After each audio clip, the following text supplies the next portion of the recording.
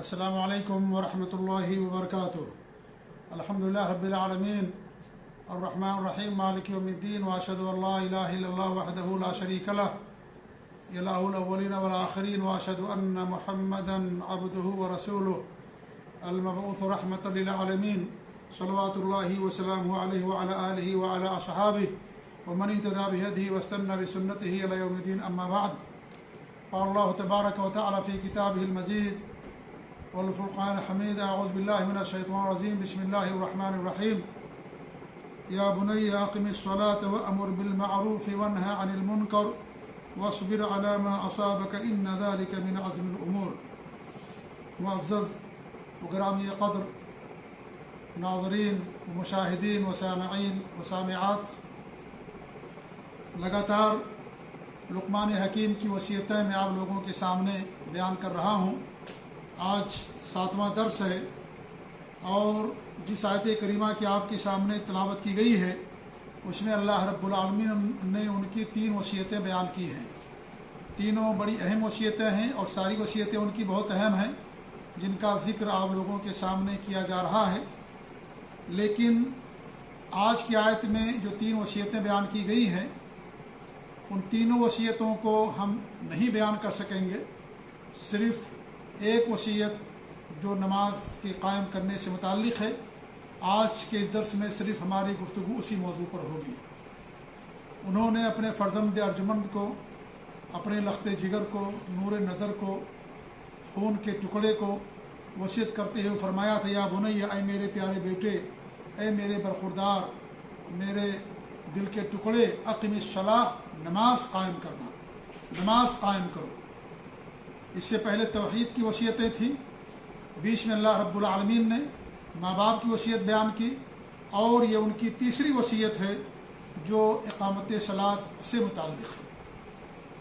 میرے عزیز ناظرین و سامعین، نماز کی کیا فضیلت ہے، اس کے پڑھنے میں کتنا اجر اور ثواب ہے، اور مسجد کی طرف جانے کا کتنا اجر و ثواب ہے، جماعت سے پڑھنے کا کتنا ثواب ہے، وضو کرنے کا کتنا ثواب ہے، نماز کے انتظار کرنے کا کتنا ثواب ہے، یہ ساری گفتگو آج کے درس میں ہماری نہیں ہوگی۔ آج کے درس میں میں صرف اور صرف دین اسلام کے اندر نماز کی کتنی اہمیت ہے، صرف اسی موضوع پر میں آپ لوگوں کے سامنے گفتگو کروں گا۔ یہ چھوڑ دیجئے کہ نماز پڑھنے کا کتنا ثواب ہے، کتنا اجر ہے، رکوع، سجدہ، دعائیں کرنے کا، ان تمام چیزوں کو چھوڑ کر کے صرف اتنا میں آج بیان کروں گا کہ نماز اسلام کے اندر کیا مقام رکھتی ہے، کتنی اہم عبادت ہے دین اسلام کے اندر نماز۔ نمبر 1، یہ نماز صلاۃ اسلام کا دوسرا اہم رکن ہے۔ اللہ کے رسول صلی اللہ علیہ وسلم کی حدیث سے بنی الاسلام علی خمس، اسلام کی بنیاد 5 چیزوں پر رکھی گئی ہے۔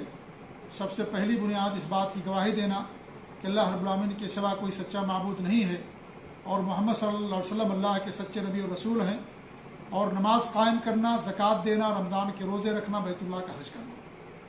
دوسرا رکن ہے اسلام کے اندر نماز۔ اس سے نماز کی اہمیت کا اندازہ آپ لگا سکتے ہیں۔ وہ بڑی مشہور حدیث ہے جو میں نے آپ کے سامنے پیش کی، یہ بھی اور وہ حدیث بھی کہ جب ہمارے نبی صلی اللہ علیہ وسلم نے معاذ بن جبل رضی اللہ تعالیٰ عنہ، جو اسلام میں سب سے زیادہ حلال و حرام کے جاننے والے تھے، انہیں یمن کا داعی اور مبلغ بنا کر کے بھیجا، تو آپ نے فرمایا کہ تم اہل کتاب کی طرف جا رہے ہو، سب سے پہلے انہیں اس بات کی طرف دعوت دینا کہ اللہ تعالیٰ کے علاوہ تمہارا کوئی سچا معبود نہیں ہے، اور محمد صلی اللہ علیہ وسلم اللہ کے نبی اور رسول ہیں۔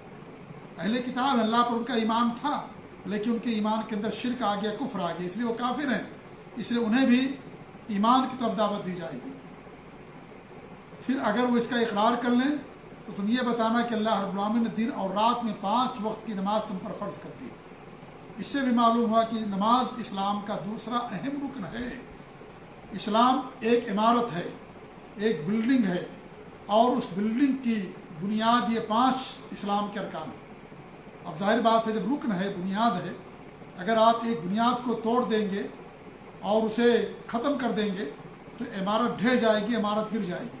تو دوسری جو اہم بنیاد ہے اسلام کے اندر وہ نماز ہے۔ ایک حدیث میں آپ نے فرمایا کہ وعمودہ الصلاۃ، کہ یہ بھی صحیح روایت صحیح مسلم کی روایت ہے کہ آپ نے فرمایا، یہ سنن ترمذی کی روایت معاف کیجیے گا، کہ اسلام کا جو عمود ہے، اسلام کا جو کھمبا اور ستون ہے، جو بنیاد ہے، وہ نماز ہے۔ تو نماز اسلام کا دوسرا اہم رکن ہے، یہ پہلی اس کی اہمیت ہے۔ دوسری اس کی اہمیت ہے کہ کسی بھی صورت میں نماز معاف نہیں ہے۔ بالغ ہو جانے کے بعد، نماز فرض ہو جانے کے بعد کسی بھی صورت میں نماز کسی سے معاف نہیں ہے، اس کی رخصت نہیں ہے۔ چاہے آپ بیمار ہوں، چاہے آپ میدان جنگ میں ہوں، چاہے آپ سفر میں ہوں، کیسے بھی ہوں، وضو نہیں کر سکتے، آپ کو تیمم کرنا ہے، کھڑے ہو کر کے نماز نہیں پڑھ سکتے، بیٹھ کر کے پڑھنا ہے، اشاروں سے پڑھنا ہے، میدان جنگ میں ہے، دشمنوں سے مقابلہ ہے، کفار سے جنگ ہو رہی ہے، جان خطرے میں ہے، لیکن اس کے باوجود بھی نماز معاف نہیں ہے۔ پڑھنا ہے نماز، ایک جماعت نماز پڑھے گی، ایک جماعت دشمنوں کا مقابلہ کرے گی، کسی بھی صورت میں نماز معاف نہیں ہے۔ روزہ آپ دیکھ لیں، آپ روزہ سفر میں معاف ہے، نہ رکھیں، رخصت آپ کے لیے، آپ بعد میں روزہ رکھیں، اس کی قضا کر دیں۔ ایسے آپ دیکھیں، زکوٰۃ سب پر فرض نہیں ہے، زکوٰۃ مالداروں پر فرض ہے، جن کا مال نصاب کو پہنچے گا۔ آپ حج کی مثال لے لیں، یہ بھی اسلام کا 5واں رکن ہے۔ حج زندگی میں ایک بار فرض ہے، وہ بھی سب پر نہیں فرض ہے، اس آدمی پر جسے اللہ رب العالمین نے مال سے نوازا اور استطاعت رکھتا ہے۔ روزہ دیکھیں، سال میں ایک مرتبہ، فجر سے لے کر کے اور مغرب تک، اور وہ بھی رخصت، حتیٰ کہ انسان مقیم ہے، بیمار ہے، روزہ نہ رکھ کے بعد میں قضا کر دے۔ حمل والی عورت، دودھ پلانے والی عورت کے لیے رخصت، لیکن نماز کے لیے رخصت ہے؟ نماز کے لیے کبھی رخصت نہیں۔ جب تک انسان کا شعور باقی ہے، جب تک انسان کے ہوش و حواس باقی، اس وقت تک انسان کو نماز پڑھنا ہی پڑھنا ہے۔ کسی بھی صورت میں انسان کے لیے نماز معاف نہیں ہے۔ وضو نہیں کر سکتا، تیمم کرے گا، تیمم نہیں کر سکتا تو وہ اسی پڑھے گا، نماز ناپاکی کے اندر پڑھے گا، لیکن نماز پڑھے گا ہی پڑھے گا۔ کسی بھی صورت میں نماز انسان سے معاف نہیں ہے۔ آپ اسے اندازہ لگا سکتے ہیں کہ اسلام کے اندر نماز کس قدر اہم عبادت ہے۔ تیسری چیز کہ ہمارے درمیان اور غیر مسلموں کے درمیان نماز حد فاصل ہے، یہ عہد ہے۔ اللہ کے رسول کی حدیث العہد الذی بیننا وبینہم الصلاۃ فمن ترکہا فقد کفر، ہمارے درمیان ان کے درمیان جو حد فاصل ہے، جو عہد ہے، پیمان ہے، وہ کیا ہے؟ وہ نماز کا ہے۔ جس نے اس کو چھوڑ دیا، اس نے کفر کا کام کیا۔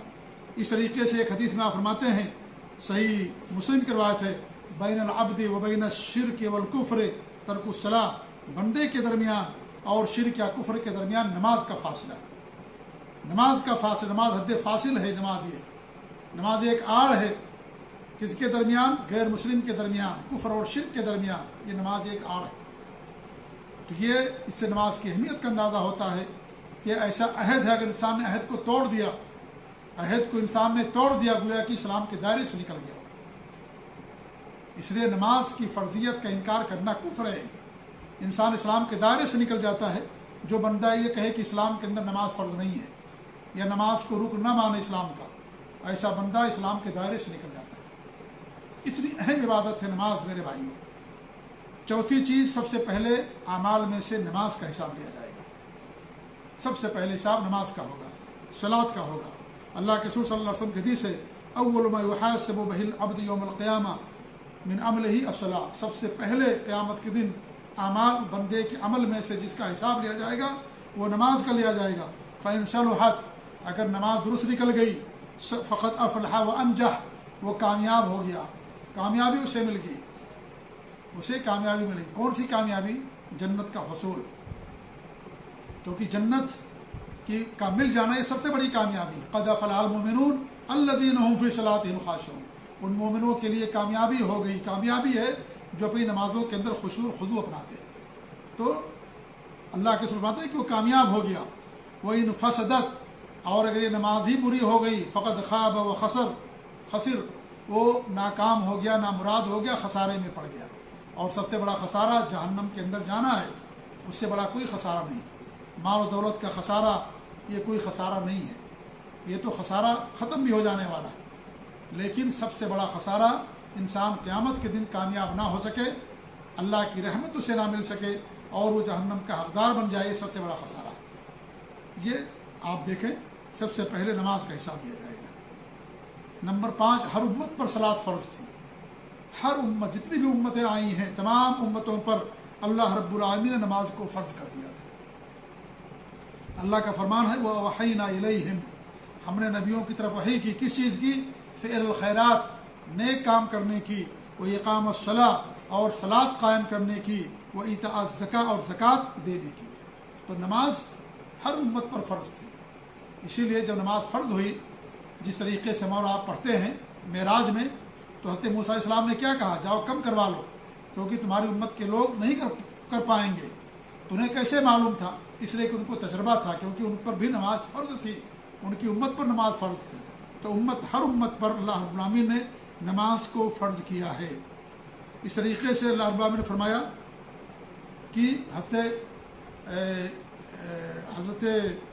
इस्माइल अलैहिस्सलाम के बारे में, वो कान यअमुरु अहलहु बिस्सलाह, वो अपने अहल व याल को नमाज का हुक्म दिया करते थे, नमाज का हुक्म देते थे। तो नमाज क्या है? ये नमाज ये हर उम्मत पर अल्लाह रब्बुल आलमीन ने फ़र्ज़ की थी नमाज पढ़ने को। इससे मालूम हुआ कि नमाज पढ़ना कितना अहम है कि अल्लाह रब्बुल आलमीन ने हर उम्मत को नमाज दी थी। नंबर 6, 10 साल का बच्चा हो जाए नमाज ना पढ़े, मारने का हुक्म है शरीयत के अंदर। 7 साल का हो जाए उसे नमाज पढ़ने की तालीम दी जाएगी, लेकिन 10 साल का हो जाए बच्चा नमाज ना पढ़े, उसको मारने के लिए कहा गया। हमारे नबी की साफ रवायत है, जब बच्चा 10 साल का हो जाए, लड़का और लड़की नमाज ना पढ़े, उसे मारो और उनके बिस्तरों के अंदर तफरीक कर दो, बिस्तरों को अलग कर दो। ये माँ बाप की जिम्मेदारी है कि बड़े बच्चों को नमाज का आदी बनाएं और उनके लिए खुदवा और नमूना बनें, खुद नमाज के पाबंद हों और बच्चों को भी नमाज का आदी बनाएं। तो ये 7वीं 6ठी अहम फजीलत है, ये अहमियत है कि 10 साल का हो जाए तो नमाज पढ़ने का बाकायदा हुक्म दिया जाएगा, नमाज ना पढ़ने पर उसे मारा भी जाएगा। लेकिन रोज़े के बारे में मारने का हुक्म नहीं है कि बच्चा अगर 10 साल का हो गया रोज़ा ना रखे तो उसको मारे। जी हाँ, लेकिन नमाज के बारे में हमारे नबी ने मारने का हुक्म दिया कि अगर वो नमाज नहीं पढ़ता। तो इससे नमाज की अहमियत का अंदाज़ा हम और आप लगा सकते हैं। नंबर 7, सहाबे कराम नमाज के छोड़ने को कुफ्र समझते थे। अब्दुल्ला बिन शकीक रहमतुल्लाह अलैह मशहूर और बड़े ताबई फरमाते हैं सहाबे कराम के बारे में, इन्नहुम कानू ला यरौना शयअन तर्कुहु कुफ्रुन इल्ला सलाह, कि वो नमाज के अलावा किसी चीज़ को छोड़ने को कुफ्र नहीं समझते थे। यानी सहाबे कराम समझते थे कि नमाज का छोड़ना ये कुफ्र है। तो इस तरीके से इससे नमाज की अहमियत का अंदाज़ा होता है। नंबर 8, अल्लाह रब्बुल आलमीन ने कुरान मुक़द्दस के अंदर बयान फरमाया है कि तुम्हारे वो भाई होंगे जो नमाज कायम करेंगे और ज़कात देंगे। अल्लाह फरमाता फ़इन ताबू, अगर वो तौबा कर लें, व अक़ामुस्सलाह व आतुज़्ज़का, और नमाज कायम करें और ज़कात दें, फ़इख़्वानुकुम फ़िद्दीन, तब वो तुम्हारे दीनी भाई। तो दीनी भाई होने के लिए नमाज कायम करना ज़रूरी है। इससे नमाज की अहमियत का अंदाज़ा होता है। इस तरीके से अल्लाह के रसूल सल्लल्लाहु अलैहि वसल्लम की हदीस है कि आप फरमाते हैं कि उमिरतु अन उक़ातिल अन्नास, मुझे हुक्म दिया गया कि मैं लोगों से क़िताल करूँ, हत्ता यशहदू अल्ला इलाहा इल्लल्लाह व अन्नी रसूलुल्लाह, यहाँ तक कि लोग इस बात की गवाही दे दें कि मैं अल्लाह का सच्चा, कि अल्लाह रब्बुल आलमीन सबका हकीकी माबूद है, वही ये बात के लायक है, और मैं अल्लाह का रसूल हूँ। व युक़ीमुस्सलाह व यूतुज़्ज़का, और वो नमाज कायम करें और ज़कात को दें। आप मुलाहज़ा कर रहे होंगे कि अल्लाह रब्बुल आलमीन ने कुरान के अंदर, या हमारे नबी सल्लल्लाहु अलैहि वसल्लम ने भी, और कुरान के अंदर 82 मकामात पर अल्लाह रब्बुल आलमीन ने नमाज के साथ साथ ज़कात को भी बयान किया। तो नमाज के साथ साथ ज़कात की भी अहमियत का अंदाज़ा होता है दीन इस्लाम के अंदर, और ज़कात इस्लाम का तीसरा रुकन है। तो हमारे नबी फरमाते हैं कि जब तक कि वो नमाज कायम ना करें, ज़कात ना दें, अगर फ़इज़ा फ़अलू ज़ालिका, जब वो इसका करना शुरू कर दें, इन बातों के इकरार कर लें, असमू मिन्नी दिमाहुम व अमवालुहुम, उनके खून उनके माल महफूज हो गए, उनके माल उनकी जानें महफूज हो गई, इल्ला बिहक़्क़िल इस्लाम, मगर इस्लाम के हक़ से। यानी अगर वो मुर्तद होंगे तो उन्हें कत्ल किया जाएगा, या इस तरीके से, यानी और अगर कोई ऐसा काम करेंगे जिनमें शरीयत के अंदर उन्हें कत्ल करने का हुक्म है, तो ऐसी सूरत में उनको कत्ल किया जाएगा। जैसे कोई किसी को नाहक कत्ल करता है तो लोग अगर नहीं माफ़ करते हैं तो क़िसासन उनको भी कत्ल कर दिया जाएगा। शादीशुदा मर्द और औरत हैं, ज़िना कर बैठे, दोनों को रज्म कर दिया जाएगा अगर शादीशुदा हैं। तो ये इस्लाम का हक़ है, दीन का हक़ है। तो हमारे नबी ने फरमाया कि अगर नमाज कायम करें, ज़कात दे दें, तो फिर उनका माल और उनकी जान महफूज हो जाएगी। तो दीनी भाई कब बनेंगे, कब इंसान की जान और उसका माल महफूज रहेगा, जब इंसान नमाज की पाबंदी करेगा, नमाज को कायम करेगा। नंबर 9, जमात के साथ नमाज को वाजिब कर दिया गया है। अल्लाह ने फरमाया वरकऊ मअ राकिईन, रुकू करने वालों के साथ रुकू करो। वक़ूमू लिल्लाहि क़ानितीन, अल्लाह के लिए यकसू होकर के क़याम करो, खड़े होकर के नमाज पढ़ो। और हमारे भी हदीस से मन समिया निदा, जिसने अज़ान सुनी फ़लम याती, और वो नहीं आया नमाज के लिए, फ़ला सलात लहू इल्ला मिन उज़्रिन, तो अगर उसके पास उज़्र है तो ठीक है, अगर उज़्र नहीं है तो उसकी नमाज नहीं होगी।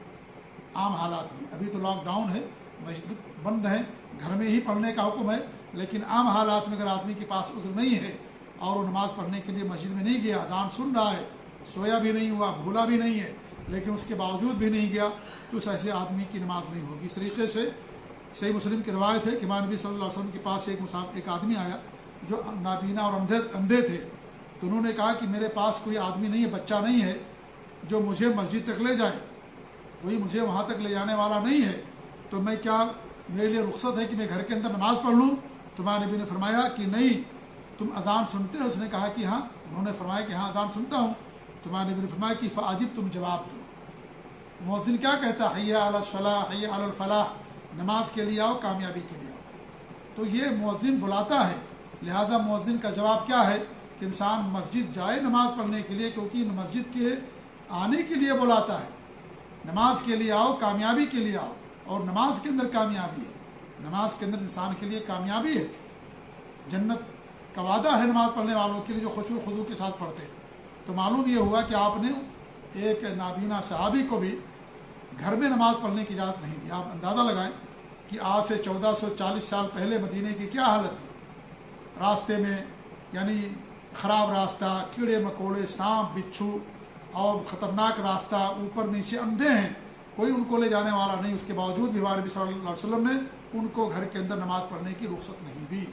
तो इससे मालूम हुआ कि नमाज जमात के साथ मोमिनों के ऊपर अल्लाह रब्बुल आलमीन ने फ़र्ज़ किया। नंबर 10, जो नमाज नहीं पढ़ता, हमारे भी फरमाते हैं कि उसे आदमी का हशर कारून के साथ होगा, फ़िरौन के साथ होगा। अल्लाह के रसूल की हदीस से मन लम हाफिज़ अलैहा, जो नमाज की पाबंदी नहीं करता, नमाज की हिफाजत नहीं करता। नमाज की हिफाजत करना, नमाज को पाबंदी के साथ पढ़ना है। लम यकुन लहू नूर, न उसके लिए न नूर होगा, वला बुरहान वला नजात, न उसके लिए बुरहान व दलील होगी, न उसके लिए नजात होगा। वयाती यौमल क़ियामा, और क़यामत के दिन आएगा किसके साथ? मा कारून व फ़िरऔन व हामान व उबय बिन खलफ, कारून के साथ, फ़िरऔन के साथ, हामान और उबय बिन खलफ के साथ वो आएगा। ये सब कुफ़ार के शनादीद थे, रोसा थे, अपने अपने ज़माने के बड़े बड़े मुजरिम थे, बड़े बड़े सरकश लोग थे। ये कारून, फ़िरऔन, हामान, उबय बिन खलफ, ऐसे लोगों के साथ अल्लाह रब्बुल आलमीन उनको उठाएगा जो नमाज की हिफाजत नहीं करता, नमाज पाबंदी से नहीं पढ़ता। नंबर 11, जब जन्नती जहन्नमियों से सवाल करेंगे, वो लोग जो उनके साथ दुनिया में रहते थे, दुनिया में उठते बैठते थे, खाते पीते थे, और जन्नती जन्नत के अंदर चले जाएंगे, तो जन्नती लोग जहन्नमियों से पूछेंगे, भाई क्या तुम्हारा माजरा है, हमारे साथ तुम्हारा उठना बैठना खाना पीना सब कुछ, तो तुम जहन्नम में क्यों चले गए? मा सलककुम फी सक़र, तुम जहन्नम में क्यों चले गए, किस चीज़ ने तुमको जहन्नम में डाल दिया? सबसे पहला जवाब उनका क्या होगा, ज़रा सुनिए।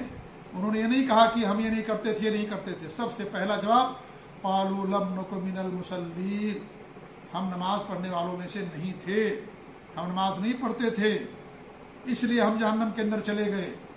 ये नहीं कहेंगे कि हम झूठ बोलते थे, ये नहीं कहेंगे हम फला काम करते थे, ये नहीं कहेंगे हम सदक़ात व खैरात, आगे आएगा कि ये भी कहेंगे, लेकिन सबसे पहला जो उनका जवाब होगा ये होगा कि लम नकु मिनल मुसल्लीन, हम नमाज नहीं पढ़ते थे। सबके लिए है ये, ऐसा नहीं कि सिर्फ मर्दों के लिए, औरतों के लिए भी है। मर्द के लिए नमाज फ़र्ज़ है, जमात फ़र्ज़ है मस्जिद में, औरत पर नमाज फ़र्ज़ है, घर के अंदर पढ़ेगी, जमात उस पर फ़र्ज़ नहीं है, लेकिन औरत के लिए भी नमाज है। बड़ी कोताही हमारे माशरे के अंदर, मर्दों के अंदर भी और औरतों के अंदर भी, क्यों नमाज नहीं पढ़ते हैं। अस्तग़फ़िरुल्लाह, पूरी ज़िंदगी गुजर जाती है, जुमा की नमाज के अलावा नमाज नहीं पढ़ते लोग, या कुछ ऐसे भी बदनसीब है और कम बख़त किस्म के लोग हैं कि जुमा की नमाज भी नहीं पढ़ते। अल्लाह ताला उन सबको हिदायत दे, हमें भी अल्लाह ताला हिदायत दे, दीन पर कायम रखे। तो कहने का मकसद ये है कि जहन्नमियों का सबसे पहला जवाब यही होगा जो जहन्नम के अंदर जाएंगे कि हम नमाज नहीं पढ़ते थे, यही सबसे पहले जवाब देंगे। इससे नमाज की अहमियत का अंदाज़ा होता है। नंबर 12, जो इंसान नमाज पढ़ता है लेकिन भूल भूल करके पढ़ता है, ऐसे इंसान के लिए भी जहन्नम की वही सुनाई गई। तो जो नमाज ही ना पढ़ता हो उसका हशर क्या होगा? सूरह माऊन तो सबको याद है ना, 30वें पारे की आयत है सूरह माऊन। अल्लाह क्या फरमाता है? फ़वैलुल लिलमुसल्लीन, उन नमाजियों के लिए वैल है, अल्लज़ीना हुम अन सलातिहिम साहून, जो अपनी नमाज़ों को भूल करके पढ़ते हैं।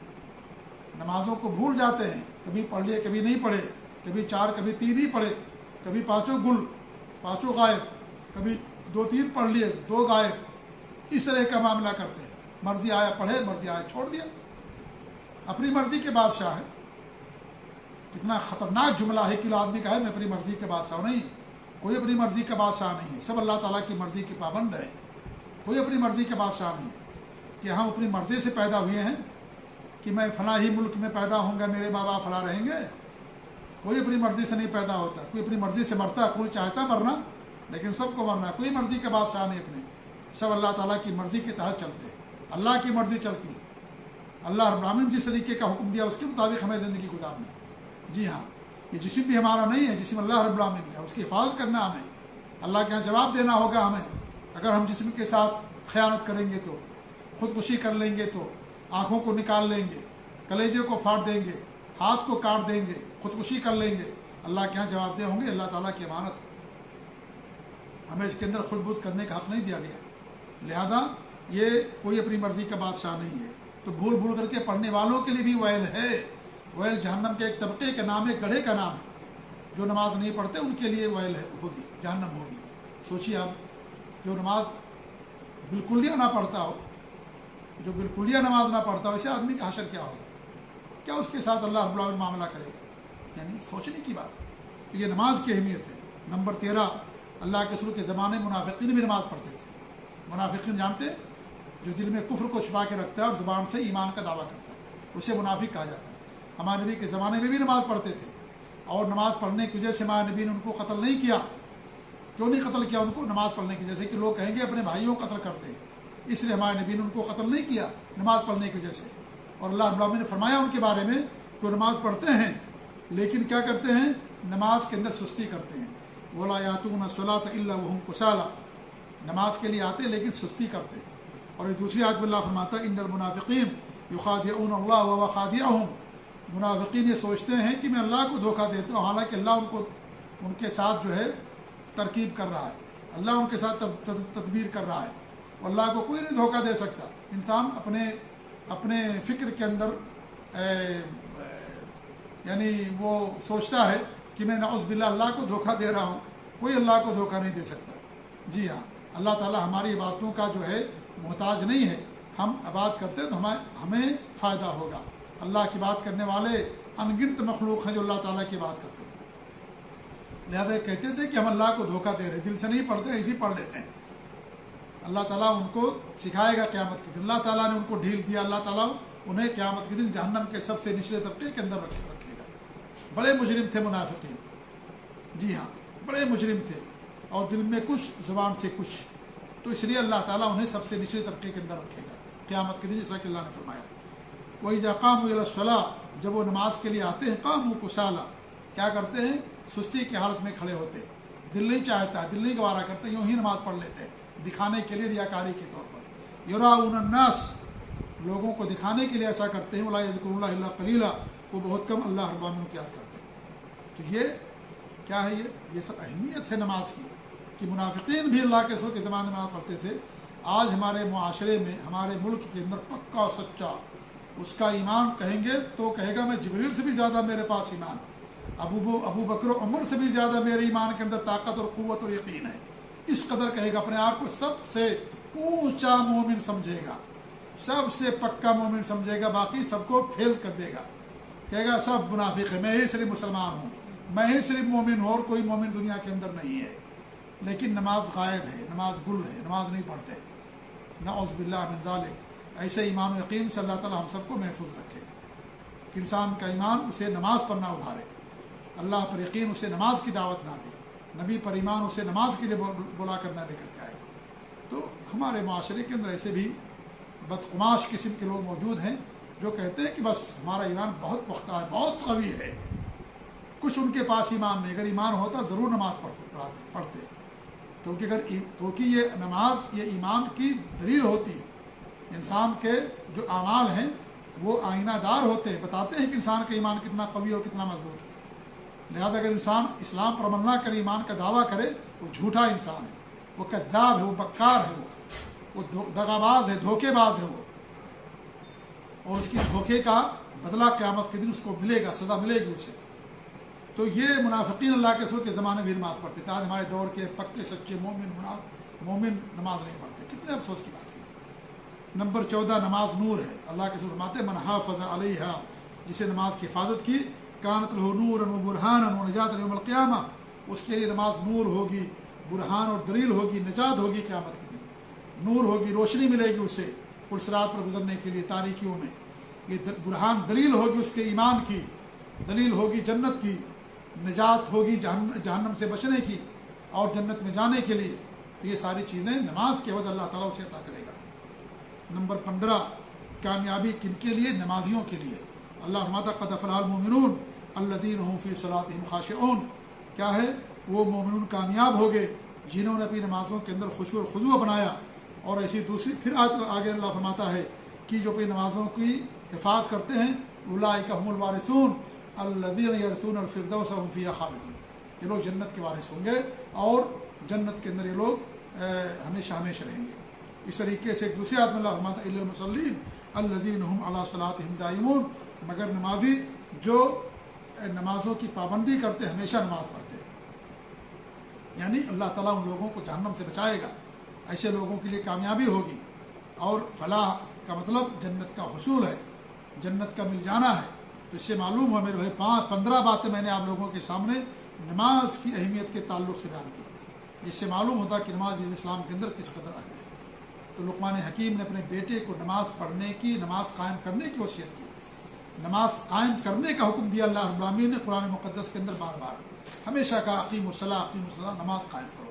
اس لیے ہم کو نماز قائم کرنا ہے، نماز کو پڑھنا ہے کس کے ساتھ؟ جس طریقے سے نبی کا حکم ہے، اللہ کے فرماتا صلو کما رأیتمونی اصلی، اس طریقے سے نماز پڑھو جس طریقے سے تم نماز پڑھتے ہوئے ہمیں دیکھتے ہو۔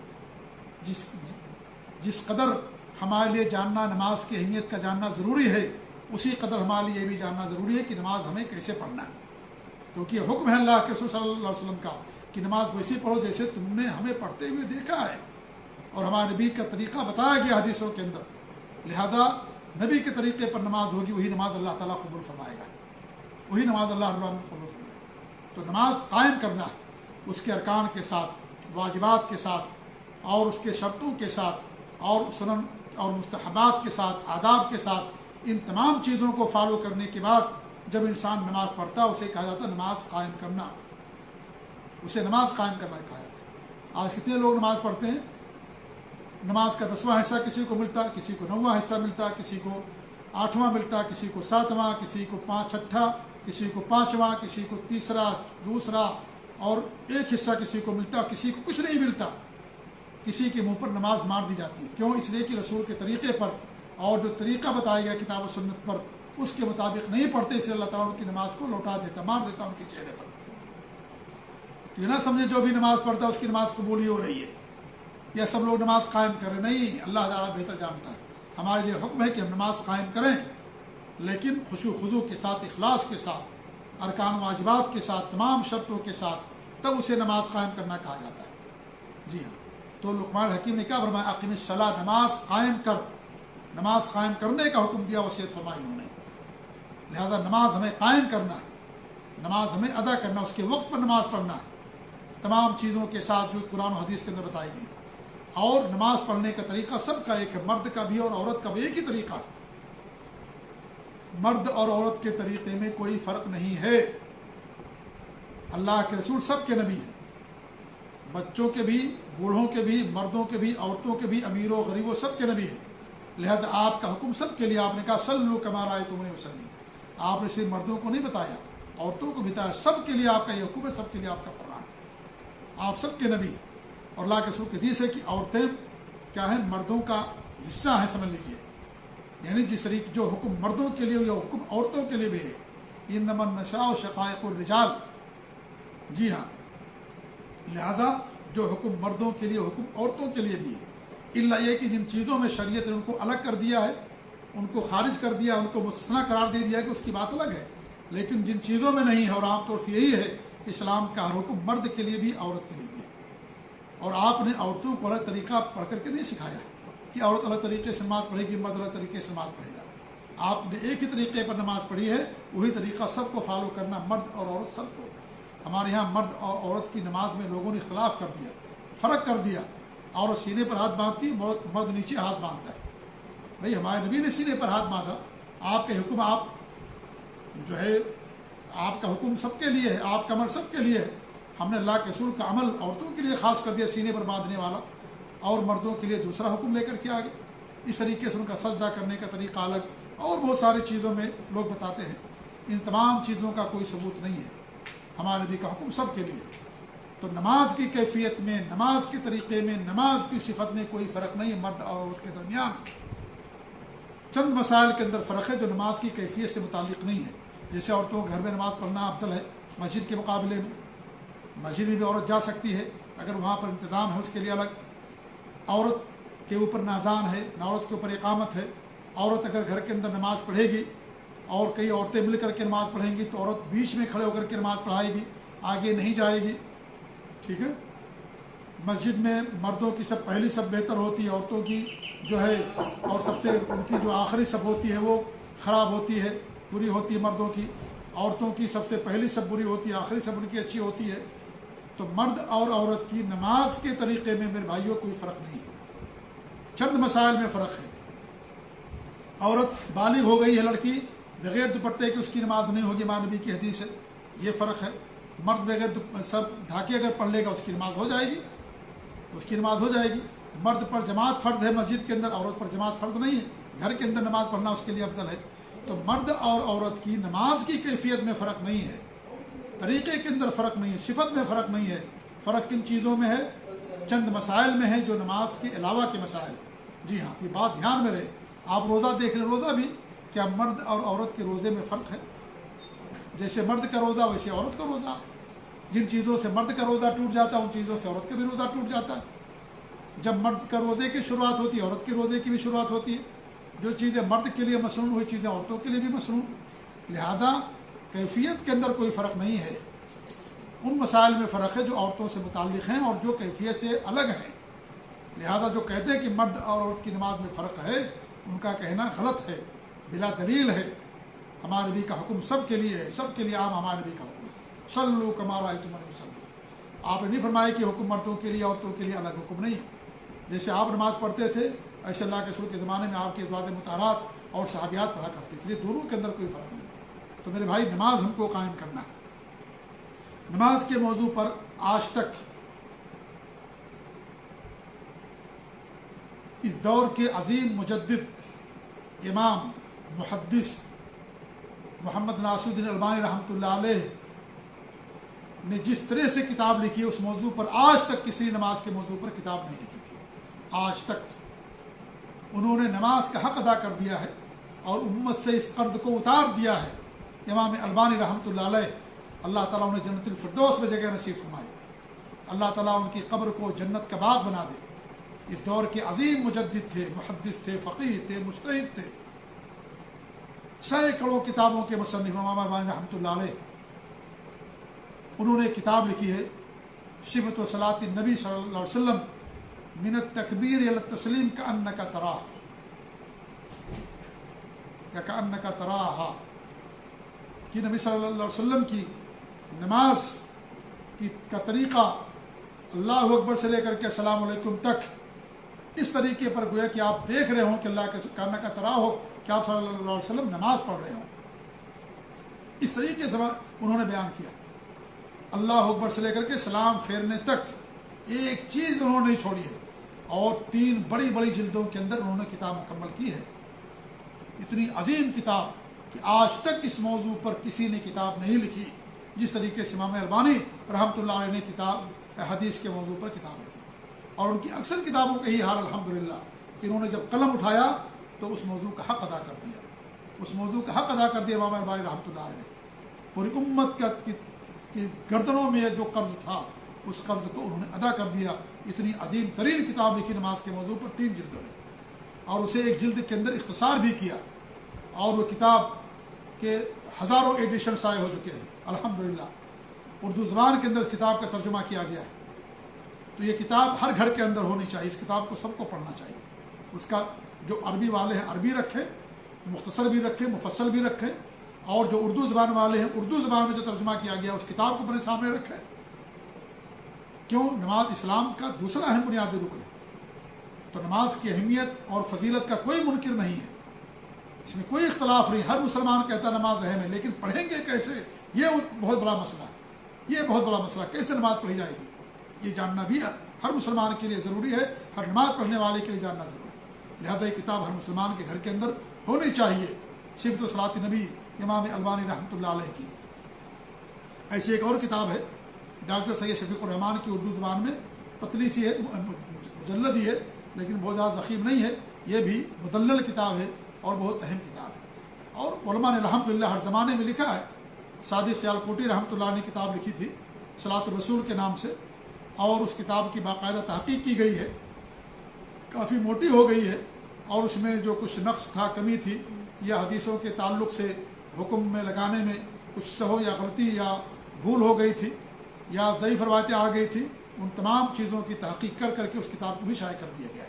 تو الحمدللہ ہر زمانے میں لوگوں نے کتابیں لکھی ہیں، مقصد استقصاء نہیں ہے کہ تمام کتابوں کو میں آپ کے سامنے ذکر کروں، لیکن بتانا صرف یہ مقصد ہے کہ نماز میرے بھائی ہمیں قائم کرنا ہے اس طریقے جیسے ہمارے نبی نے ہمیں حکم دیا ہے، جیسے ہمارے نبی نے پڑھا ہے، اور جس طریقے سے صحابہ نے پڑھا ہے، ہمیں اس طریقے سے نماز کو قائم کرنا ہے۔ اللہ تعالیٰ سے دعا ہے کہ اللہ رب العالمین ہمیں نماز قائم کرنے کی توفیق دے، اللہ تعالیٰ ہماری نمازوں کو قبول فرمائے، جو بے نمازی ہیں اللہ تعالیٰ انہیں نمازی بنائے، اللہ انہیں توبہ کی توفیق دے، نماز کی پابندی کی توفیق دے، اور اس نماز کی اہمیت کو، اس کی ضرورت کو، اور نماز کا اسلام کے اندر کیا مقام و مرتبہ ہے اس کو جاننے اور سمجھنے کی اللہ تعالیٰ تمام مسلمانوں کو توفیق دے۔ آمین۔ جزاکم اللہ خیر، والسلام علیکم ورحمۃ اللہ وبرکاتہ۔